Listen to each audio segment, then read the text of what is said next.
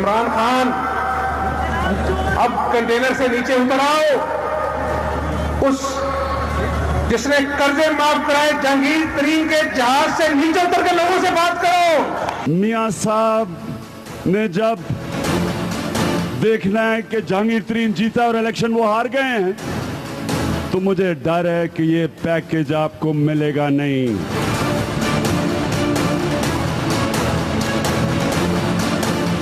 جب تک انشاءاللہ لوگوں کے عوام خوش نہیں ہوں گے، نہ آپ چین سے بیٹھیں گے نہ میں چین سے بیٹھوں گا انشاءاللہ۔ لودھرا کے لوگ کسی پیکیج پہ بکنے والے لوگ نہیں ہیں۔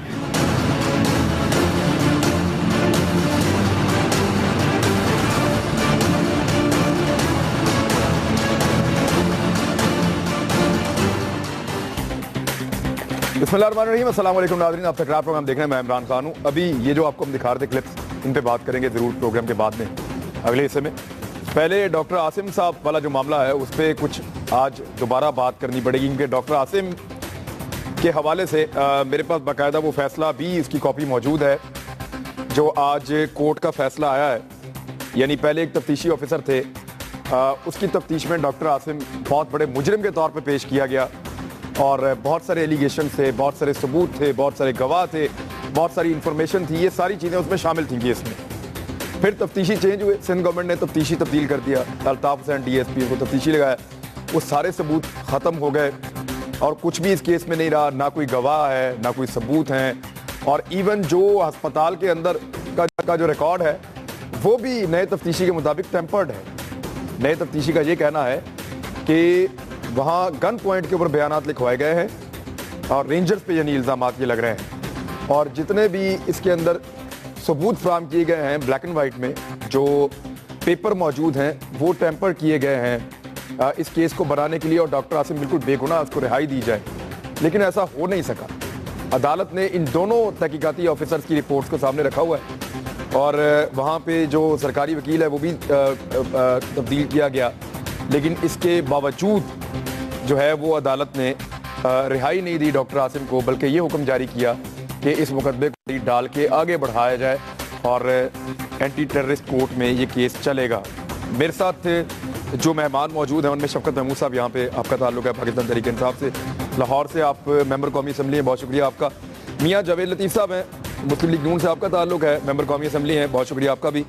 عمران ظفر لغاری صاحب ہیں اور ممبر قومی اسمبلی ہیں، پاکستان پیپلز پارٹی سے آپ کا تعلق ہے، اور سندھ کے حوالے سے ڈاکٹر عاصم کے حوالے سے میں نے آپ سے بہت سارے سوال کرنے ہیں۔ شاہد لطیف صاحب ہمارے ساتھ موجود ہیں، وہ انالیسس دیں گے ان معاملات پہ، کسی تعارف کے محتاج نہیں ہیں، بہت شکریہ آپ کا بھی۔ میں سب سے پہلے ایک سوال آج اٹھایا ہے جو سوال بڑا سادہ ہے، اور وہ سوال اٹھایا ہے مولا بخش چانڈیو صاحب نے۔ وہ یہ پوچھ رہے ہیں کہ کیا پاکستان میں صرف ڈاکٹر عاصم ہی مجرم ہے جس کے خلاف یہ سارا کچھ ہو رہا ہے؟ یعنی میڈیا وہاں ٹرائل کر رہا ہے اور سارا کا سارا زور وہاں پہ لگا ہوا ہے، تو کیا ایک ہی آدمی مجرم ہے اور کوئی نہیں ہے؟ یہ سوال ہے جی مولا بخش چانڈیو صاحب کا، اور اس کا جواب ہم لے لیتے ہیں۔ میاں جویل صاحب فرمائیے۔ دیکھیں عمران، پہلی بات تو یہ ہے کہ کوئی بھی پکڑا جائے گا، ظاہر ہے میڈیا ہو، ادارے ہوں، اس کو ہی فوکس کریں گے۔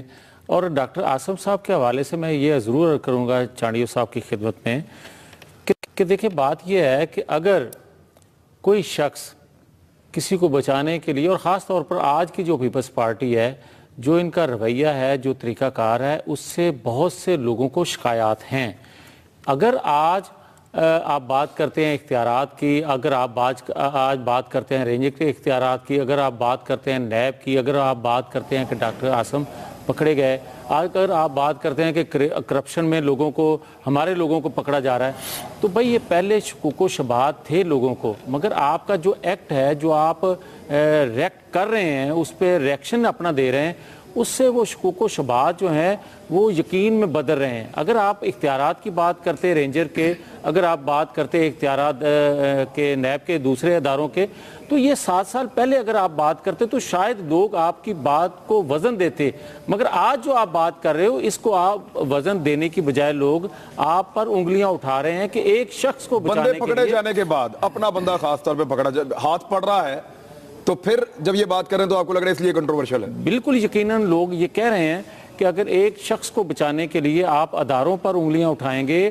آپ اختیارات کی کشمکش میں پڑیں گے, تو لوگ آپ پر یقین نہیں کریں گے. آپ بھلے آپ اختیارات میں یا اداروں کے اختیارات کی بات آپ قانون آئین کے مطابق کر بھی رہے ہوں, مگر موقع آج کے دن اگر یہ بات کریں گے تو کوئی آپ پر یقین کرنے کے لیے تیار نہیں ہے. اچھا عمران ظفر لغاری صاحب, پتہ کیا یہ جو وہ بڑا سادہ تھا ملک بخش چانڈیو صاحب کا کہ ڈاکٹر عاصم ہی کیا پاکستان میں ایک مجرم ہے, تو سر اس کا ایک جواب تو یہ بھی بنتا ہے کہ ڈاکٹر عاصم ہی وہ پاکستان میں ملزم ہے جس کو پوری ایک گورنمنٹ صوبے کی سپورٹ دے رہی ہے بچانے کے لیے.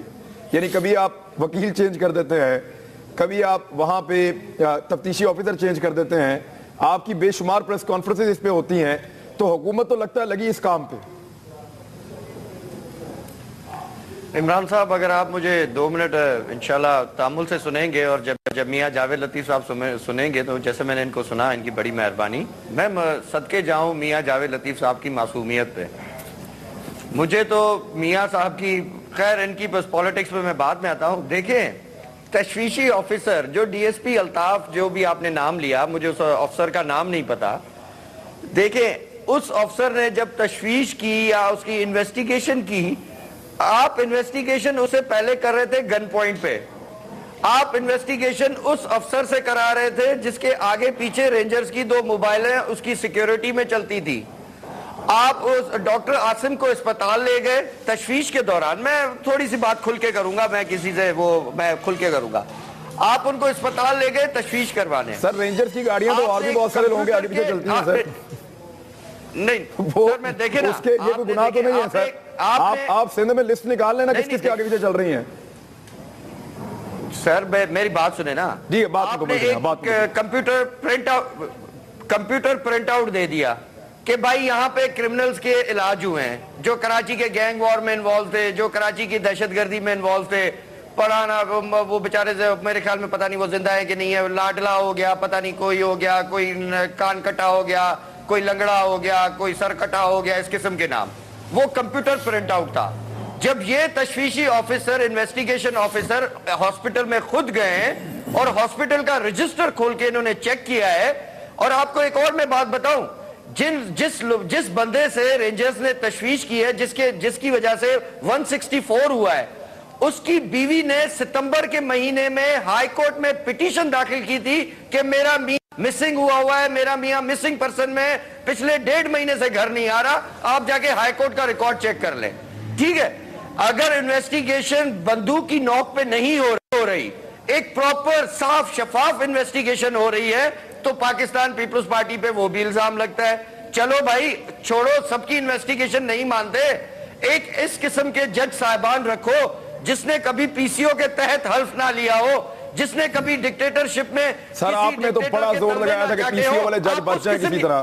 یہ جج تو آپ کو بہت اچھے لگ رہے تھے اس وقت, آپ تو ان کو بچانے کے لیے کمر کس لیجیے آپ نے اس وقت. میں ایک نہیں, ہم کو بچانے کے لیے نہیں تھے. نہیں اس وقت عمران صاحب, اس وقت ملک کے حالات ایسے تھے. ہم کہہ رہے تھے کہ افتخار چودھری نے پی سی او کے تحت جج حلف لیا ہے, آپ ان کو حلف نہ لینے دیں, لیکن ان کی میاں صاحب کی